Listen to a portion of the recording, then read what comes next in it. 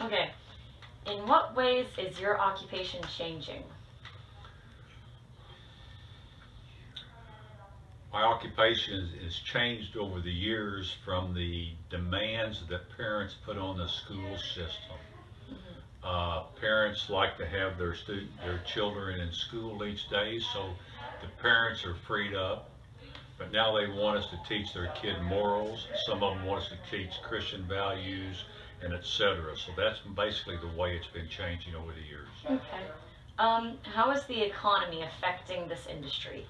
The economy affects this industry whenever your taxes bases are low, when you have high unemployment, fewer people are paying money into the state because most of the funding for teaching positions come from the state. So as the state doesn't gain as much tax revenue, then they have to have what they call a RIF, reduction in force, and so they have to lay people off as taxes go down in bad economy, and then as the economy gets better, they hire people back. So that's how the economy affects this job. Okay.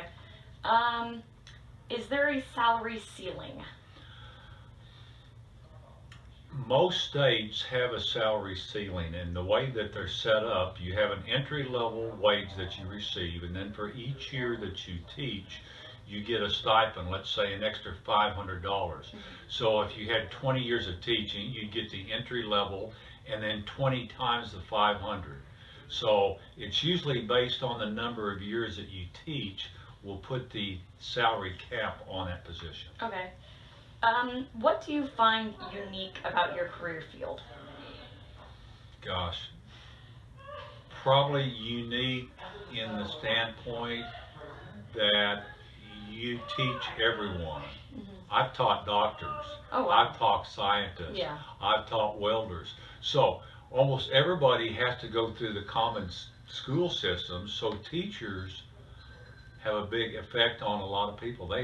So from that standpoint, you've got to work with people that aren't so bright up to almost near geniuses, Yeah. and most people don't get to work in their position with Hmm. people like that. Let's see. From everything you've observed, what problems can you cite regarding working in this career? Two of the larger problems. The first one would be parents. You don't always have parents that'll back you up. A lot of times they'll side with their child rather than a teacher. So lots of times, in a lot of parents' eyes, their child is always right and you're wrong. That's one problem. Another problem is not having the administration that'll back you up when you make a Hmm. decision. Your principal should back you up on a decision that you make, but not all principals will back up their teachers. Two big Yeah. problems. Um, what skills or personal characteristics do you feel contribute most to success in this industry? You have to have a speaking ability, not having a problem getting up in front of people and talking because of course you're in front of 20 to 30 students every day. Psychology, in from the standpoint that you have to realize not every child learns in the same way. So as a teacher, what you need to be doing is finding different ways to reach different students. So all of your teaching shouldn't be in the same manner. Hmm. When people leave this career, what are the usual reasons? The two problems that I mentioned earlier, Hmm. parents that are constantly at odds with the teacher in the way that they're doing, or they don't think that they're treating their child fairly. That's one of them. The other one is not having principals or administration that back you up when you're making decisions. So it's almost like you're flying by yourself without somebody helping you. What is the most important thing that someone planning to enter this career should know? Gosh, that every student doesn't learn in the same way, and it's up to you to try to reach each student to help them reach their potential from an academic standpoint. What parts of being a teacher do you find most enjoyable? Relationships with the students. I love being able to converse with them and listen to their ideas. On almost every class that I have, I start my class off with just a general question. Is there something you'd like to talk about before we get started today? And I'd like to afford them the opportunity to bring something into the classroom. A lot of teachers don't want to hear from the students. I want to hear from them. They have fresh ideas. The more I know about them, the more I can tailor my class presentations around things they like. Let's see. Is this field growing enough so that there's room for someone like me? You're always going to have kids, so you're always going to have a demand there. You always have teachers that are retiring each year, or you have teachers that have decided, hey, this isn't for me, or I want to go for more money. Almost every large school district in the United States is crying for teachers every year, all year long. So yes, if you want to be a teacher, you don't mind moving to a big community. If your small community doesn't have one, plenty of room for you to get in this industry.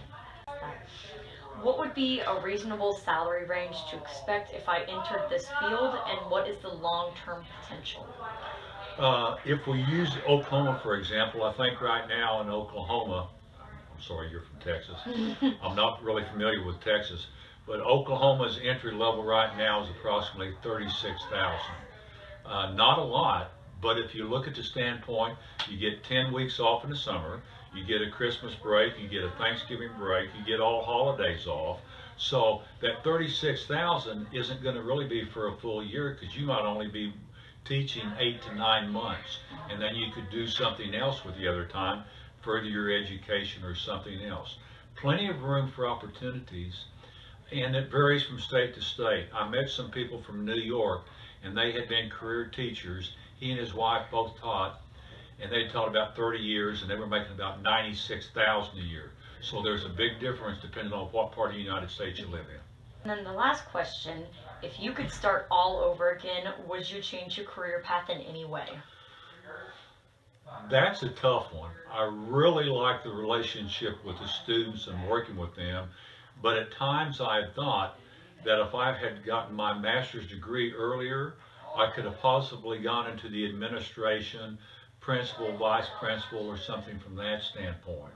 Although I did receive my master's degree later, but decided not to go in administration because I enjoyed the relationship with the students, and I wouldn't have that same relationship, because when you're in the administration, quite often you're seeing the students that are having problems or causing problems, and you don't get to have much of a relationship with the rest of the students.